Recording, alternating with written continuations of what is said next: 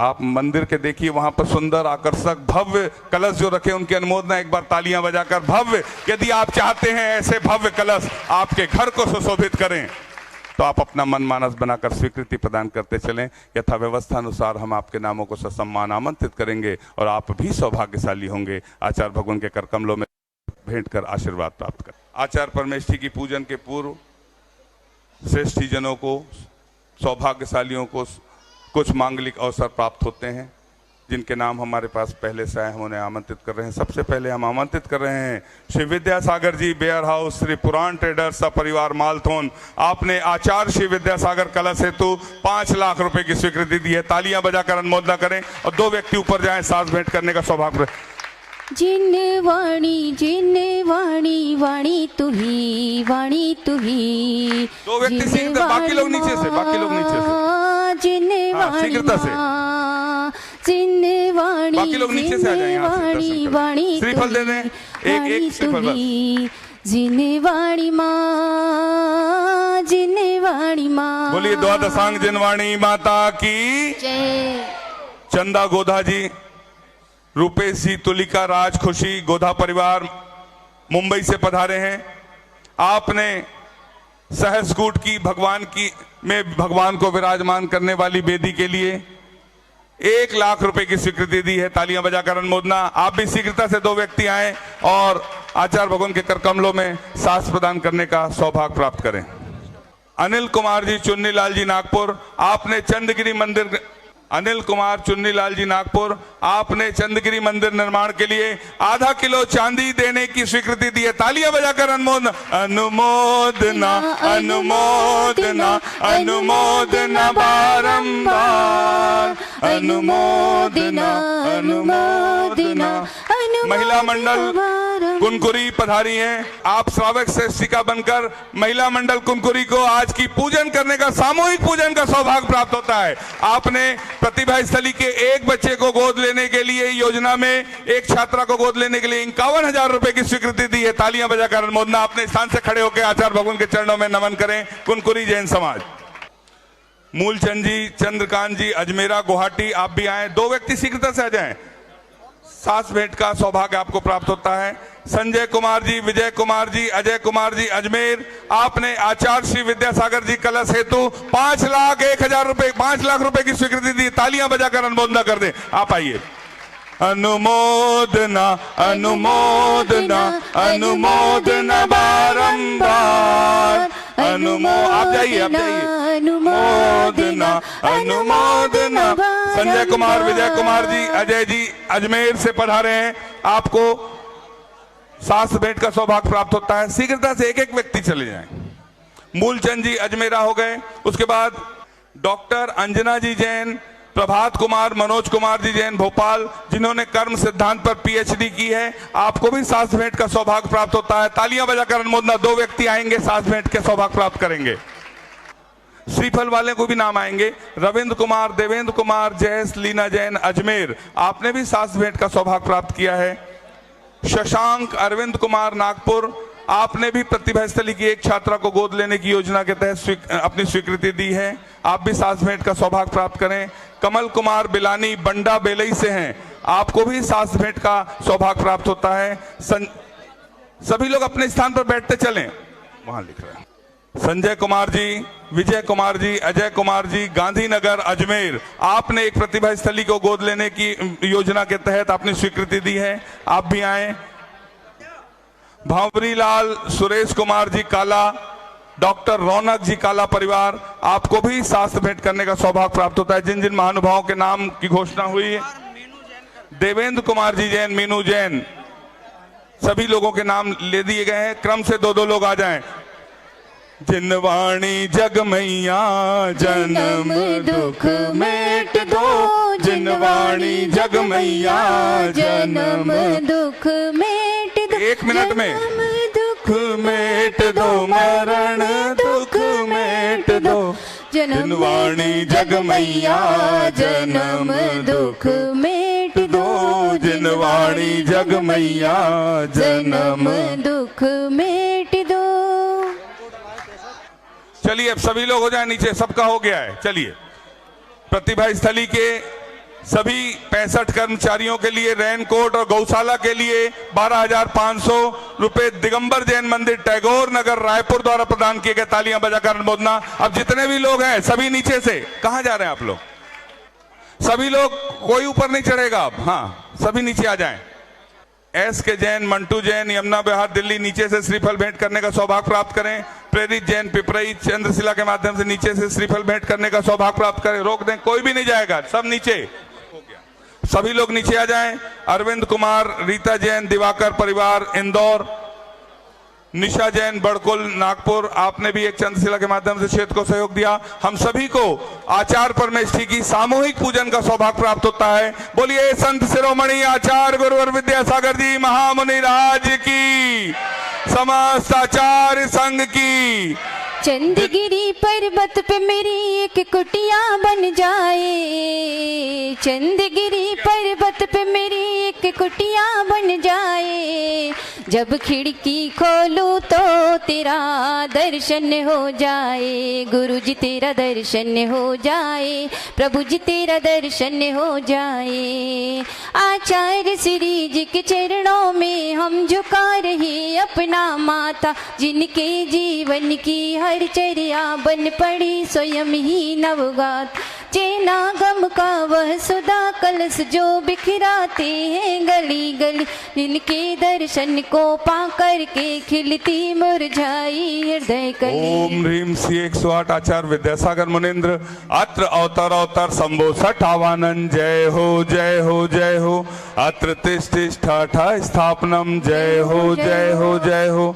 अत्र मम सन्नितो भव भव सठ सन्निधि करणम परिपुष्पांजलि छिपामी। सांसारिक विषयों में पढ़कर मैंने अपने को भरमाया, इस राग देश की वैतरणी से अब तक पार नहीं पाया। तब विद्या सिंधु के जलकड़ से भव काल सुधोने आया हूँ। आना जाना मिट जाए मेरा यह बंध काटने आया। ओम ह्रीम श्री 108 आचार्य विद्यासागर मुनिन्द्राय जन्म जरा मृत्यु विनाशनाय जलम निर्पामिति। क्रोध अनल में जल जल कर अपना सर्वस्व लुटाया है, निज शांत स्वरूप न जान सका जीवन भर इसे भुलाया। चंदन सम शीतलता पाने अब शरण आपकी आया, संसार ताप मिट जाए मेरा चंदन वंदन को लाया हूँ। ओम ह्रीम श्री 108 आचार्य विद्यासागर मुनिन्द्राय संसार ताप विनाशनाय चंदनम निर्पामिति।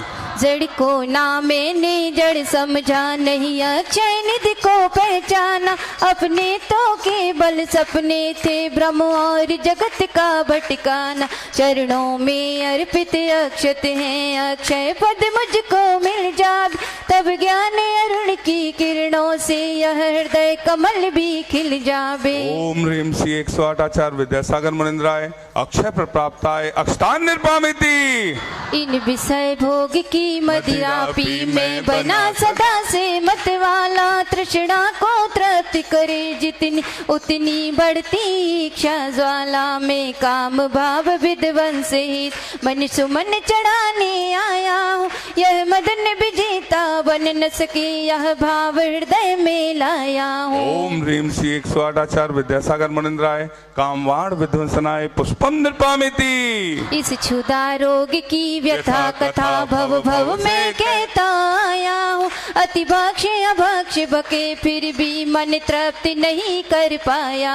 नैवेद्य समर्पित करके मैं तृष्णा की भूख मिटाऊंगा। अब और अधिक ना भटक सकूं यह अंतर बोधि जगाऊंगा। ओम ह्रीम श्री 108 आचार्य विद्यासागर मुनिन्द्राय क्षुधा रोग विनाशनाय नैवेद्यम निर्पामिति। मोह अंधकार से व्याकुल हो निज को नहीं मैंने पहचाना। मैं राग देश में लिप्त रहा इस हाथ रहा बस पछताना। यह दीप समर्पित है गुरुवर मेरा, तुम दूर भगा देना। तुम ज्ञान दीप की बाती से मम अंतर दीप जला देना। ओम ह्रीम श्री 108 आचार्य विद्यासागर मुनिंद्राय महामोहांत कारविनाशनाय दीपम निर्पामिति। इन अशुभ कर्म ने घेरा है, मैंने अब तक यह माना था, बस पाप कर्म तज पुण्य कर्म को चाह रहा अपनाना था। शुभ अशुभ कर्म सब रिपुदल हैं, मैं इन्हें जलाने आया, इसलिए आपके चरणों में अब धूप चढ़ाने आया। ओम ह्रीम श्री 108 आचार्य विद्यासागर मुनिंद्राय अष्टकम दहनाय धूपम निर्पामिति।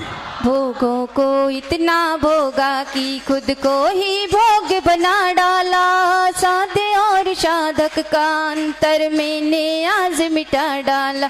मैं चिदानंद में लीन रहूं, पूजा का यह फल पाना है, पाना था जिसके द्वारा वह मिल बैठा मुझे ठिकाना है। ओम ह्रीम श्री 108 आचार्य विद्यासागर मुनिंद्राय महामोक्ष प्राप्ताय फलम निर्पामिति। तेरी कृपा से गुरुवर प्रभु से मिल जाऊंगी, तुमने ना पकड़ी डोर मेरी तो मैं गिर जाऊंगी।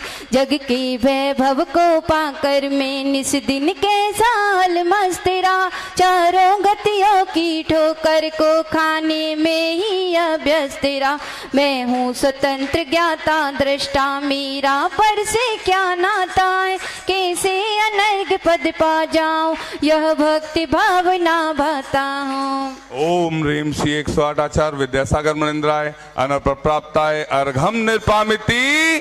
भावों की निर्मल सरिता में अवगाहन करने आया हूँ, सबका सारा दुख दर्द हरो यह अर्घ भेटने आया हूँ। हे तपो मूर्ति हे आराधक हे योगेश्वर हे मासन, हे अरुण कामना देख सके युग युग। ओम ह्रीम श्री 108 आचार्य विद्यासागर मुनिंद्राय जय माला पूर्णार्घम निर्पामिति। हे भगवान नमोस्तु नमोस्तु नमोस्तु।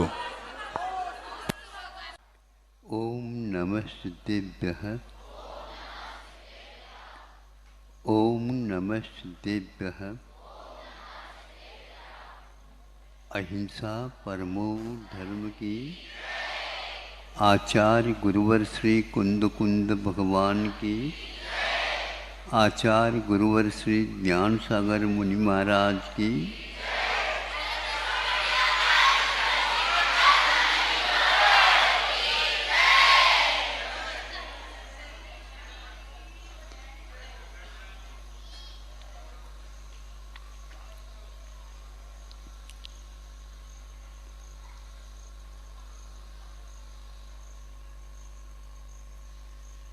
ऊपर उड़ने वाले जो कोई भी वाहन है, सुना है, वे बहुत वजन उठा करके ऊपर जाते हैं, किंतु उन विमान इत्यादिकों का अनुपात से, उस आकृति के अपेक्षा से भार, वजन जिसको बोलते हैं, बहुत कम रहता है। उसमें कौन से ऐसे धातु का उपयोग किया है, तो उन्होंने कहा कि उसका जो जर्मन का बोलते हैं क्या, उसका और भी ठोस बना करके, कठिन तो बहुत रहता है लेकिन हल्का रहता है, और उसको ऊपर उठाते समय एक प्रकार से ये सावधानी रखी जाती है, सीधे भागते नहीं, किंतु भागते भागते ये कुछ अंश ऊपर उठाते हुए उसको उड़ाया जाता है। जब छोटे थे उस समय पतंग उड़ाते थे तो प्राय करके एक बच्चे को सामने खड़े कर देते, नहीं समझे, फिर इसके बाद उसको पहले जैसे कोई भी मोटरसाइकिल वगैरह के लिए किक देते ना, किक मारते हैं, उसी प्रकार अलग ढंग से उसको उठाया जाता और हवा के कारण वह अपने आप ऊपर की ओर उड़ जाता।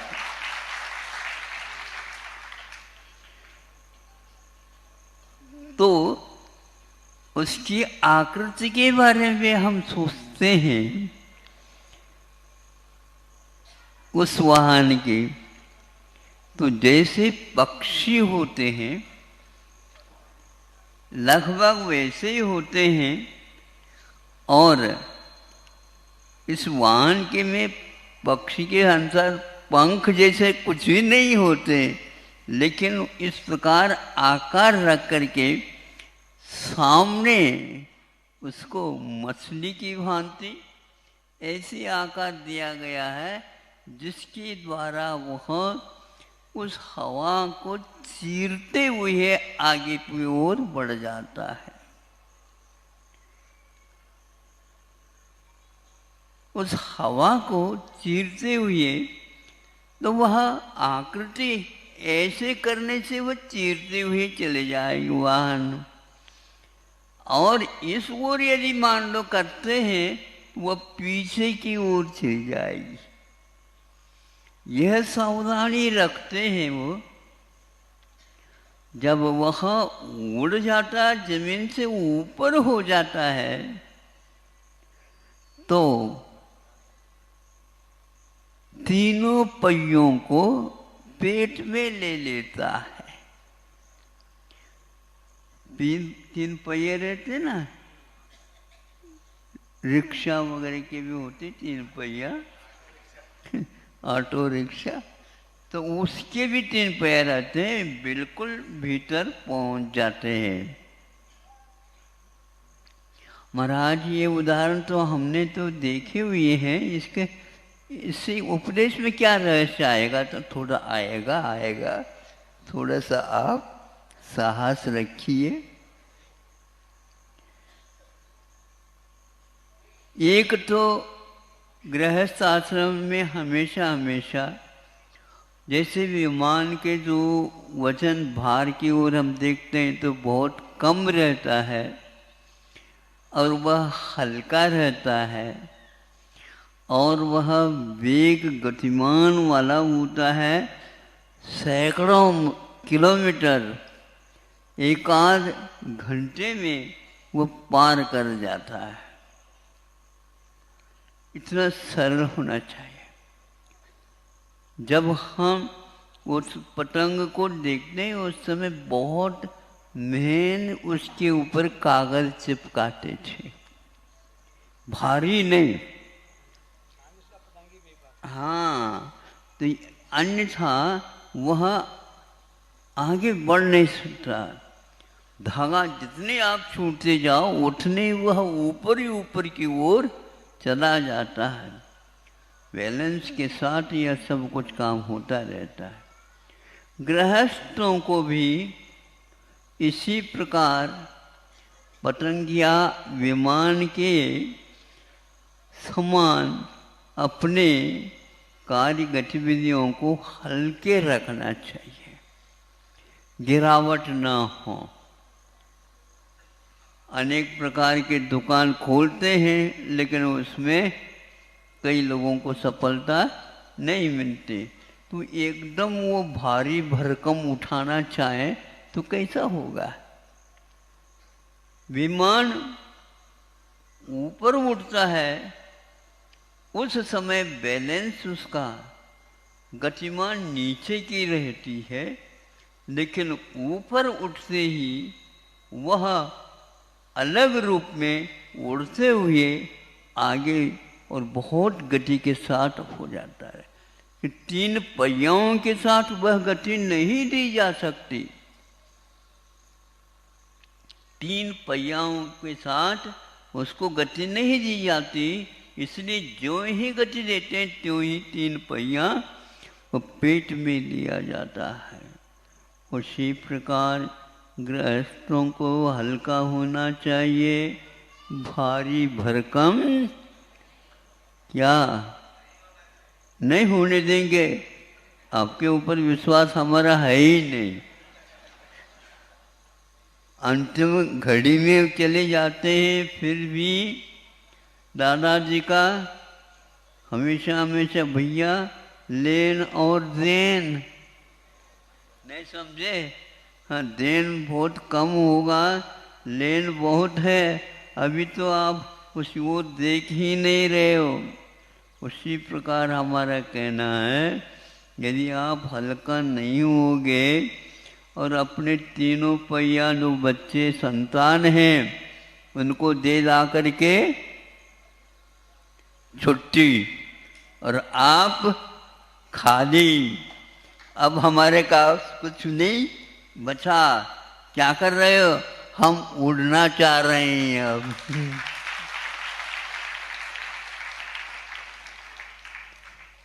इतना सारा हमें पहले भूमिका बनानी पड़ी कि तब कहीं जा कर के आप लोग बात समझ में आ रही है? आ गई महाराज। इसलिए आप लोग अपने बच्चों को कह दो, विमान की भांति हम तुम लोगों को हाँ अब अधिकार दे देते हैं, अधिकृत कर देते हैं। सभी आप भी लोग, लेन भी आपकी ही है और हमने देन की बात नहीं करेंगे। ऐसे क्या देन की बात देनी होगी, क्योंकि जब कभी भी व्यापार होगा लेन देन के द्वारा ही होगा। और आपका विश्वास ग्राहक के ऊपर पूर्ण रहना चाहिए, तब कहीं जा करके वहाँ कभी भी अपने नोट वगैरह जो कोई भी रकम है उसको दिखाता नहीं। और आप दुकानदार पूरी दिखा रहे हैं, फिर भी उनके ऊपर ग्राहक का विश्वास होता नहीं, किंतु दुकानदार का विश्वास उस ग्राहक के ऊपर है, क्योंकि इसके पास दिखावट नोट नहीं है। यदि दिखावट नोट हो जाए तो क्या करोगे बताओ? उससे माल कोई भी खरीदेगा नहीं और देगा भी नहीं। आप लोगों को चाहिए अपने ब्रह्मचर्य आश्रम, गृहस्थाश्रम, वानप्रस्थाश्रम और संन्यासाश्रम। कई बार सुनते हैं, आप लोग कहते हैं, कई लोग, मैंने तो संन्यास ले लिया। काय से? राजनीति से।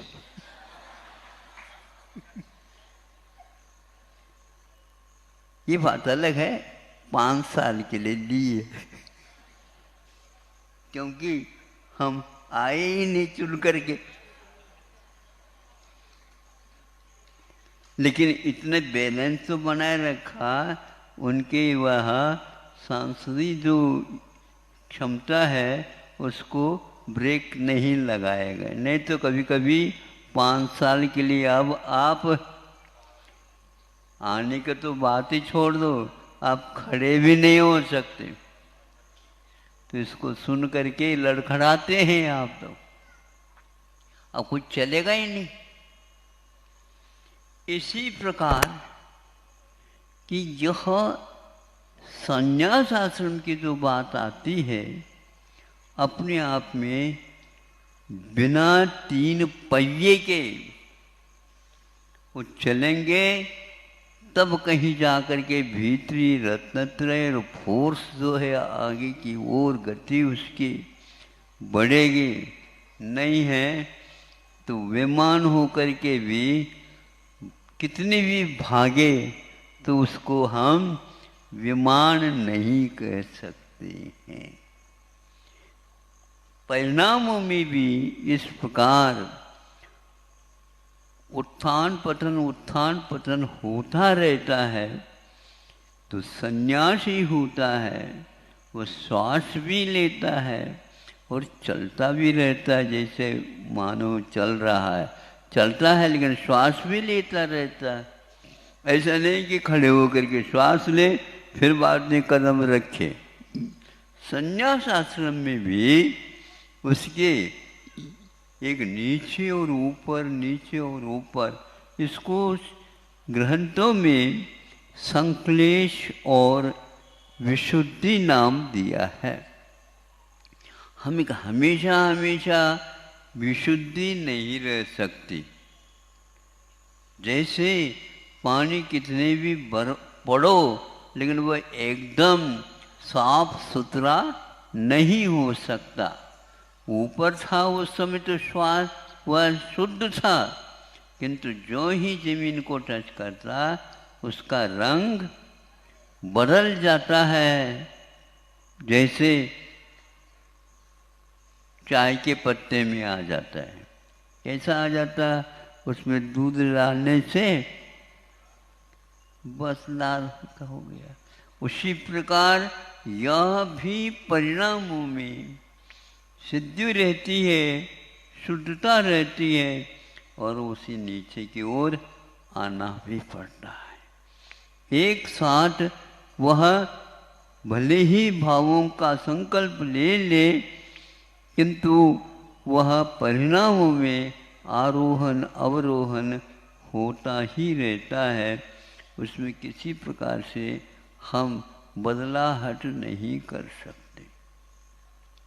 कितने भी चालक वाहन का चला रहा है, बहुत होशियार है, निष्णात है, सुरक्षित गंतव्य तक पहुंचने की क्षमता रखता है, फिर भी पूरी गति के साथ 1-2 किलोमीटर तो चला सकता है, फिर बाद में उसको थोड़े बहुत तो धीमी करना ही होता है। 100 के बाद नहीं जाना है तो 99 की ओर ही आना ये पक्का हो जाता है। इस प्रकार उसका खर्चा भी होता रहता है और एक प्रकार से आय भी उसका होता रहता है। परिणामों में हमेशा हमें उस विमान की भांति व्यवस्था रखनी होगी जिससे हम घबराहट का अनुभव न हो, क्योंकि उस वाहन के साथ इधर उधर कोई भी रक्षक नहीं रहता। विमान के लिए प्राय करके वानप्रस्थ आश्रम के बाद संन्यास आश्रम में ऐसा ही होता है। अब उस बीच में आप ऊपर है और उन तीनों पहियाओं को बाहर निकालो और दौड़ाएंगे हम, अब नहीं चलेगा। अब तो आपको हाथ पैर ही हिलाना है, नहीं तो पैराशूट का आधार लेकर के नीचे उतरो। कहाँ पर जाओगे अब? पैराशूट का जो है आधार ले लिया, विमान से कूद गया, अब कहाँ जाएगा? वो पैराशूट वो कैसा रहता है? नीचे की ओर और ऊपर हवा में।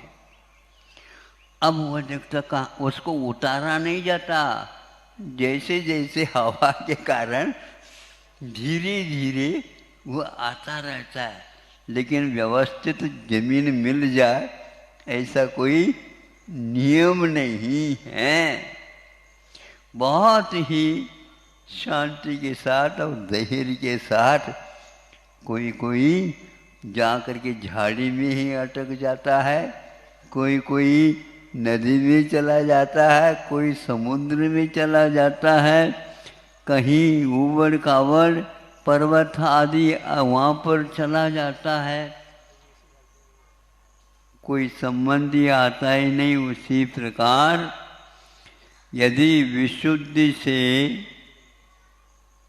नीचे गिरता है, अशुद्धि में, संक्लेश में, उस सन्यासी का भी हाल होता है।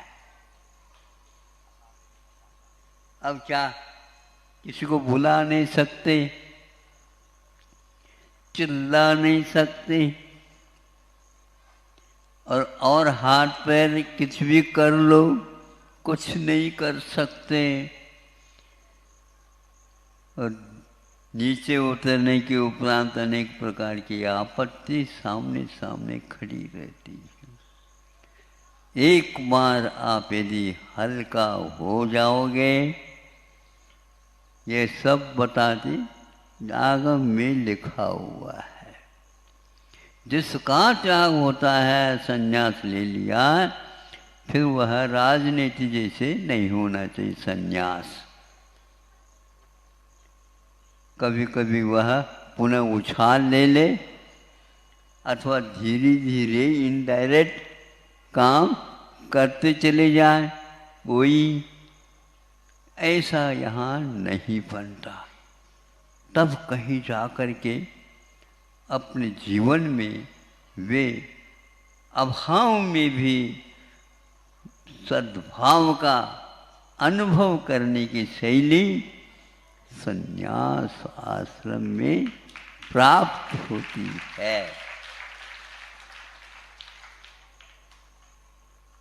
कैसे कैसे मुनि महाराज हुए हैं, कैसे कैसे संघों का निर्वाह किया है, और अंत में जैसे 3 पहियाओं को छोड़ दिया, उसी प्रकार वे आचार्य महाराज, वे उपाध्याय महाराज और पदों से ऊपर रह करके काम करने वाले वे अवकाश प्राप्त होता है।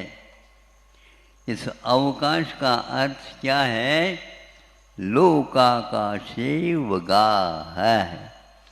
सभी प्रकार की कल्पनाएं, सभी प्रकार के आकार विकार सब समाप्त हो जाता है। न ही रंग है, न ही भार है, और न ही और कोई भी गुण पर्याय उसमें उद्भूत होते हैं। उसको ये तत्व आकाश तत्व की संज्ञा दी गई है। ऐसे आकाश में जैसे अवगाह होता है, उसी प्रकार संन्यास आश्रम में भी उस आत्म तत्व का अवकाश हमेशा हमेशा हल्का फुल्का होता है, तभी संभव है। नहीं है तो वह निश्चित रूप से पुनः भूमि गोचरी हो जाता, विमानवासी नहीं होगा, भूमि गोचरी। भूमि में आने के उपरांत फिर क्या होगा? भागा दौड़ी चालू कर दो, उड़ने की बात नहीं होती है। जिस प्रकार गृहस्थ आश्रम में रहने वाले उड़ने की बात नहीं कर सकते हैं, उसी प्रकार सपरिग्रही आत्मा में अवकाश लेने का पात्र नहीं होता। इसलिए परिग्रह को छोड़ने के बाद जोड़ने का स्वप्न कभी भी न देखे। यदि स्वप्न में भी दिख जाए, उसी समय कायोत्सर्ग कर लेना। 9 बार हम करवाएं, हमें बता दो तो हम करवा दें, क्योंकि जो ही हम बताने के लिए आए तो आंखें खुल जाएंगी। हैं? स्वप्न में करना भी होता है, जो दिन में अच्छा ढंग से करता है।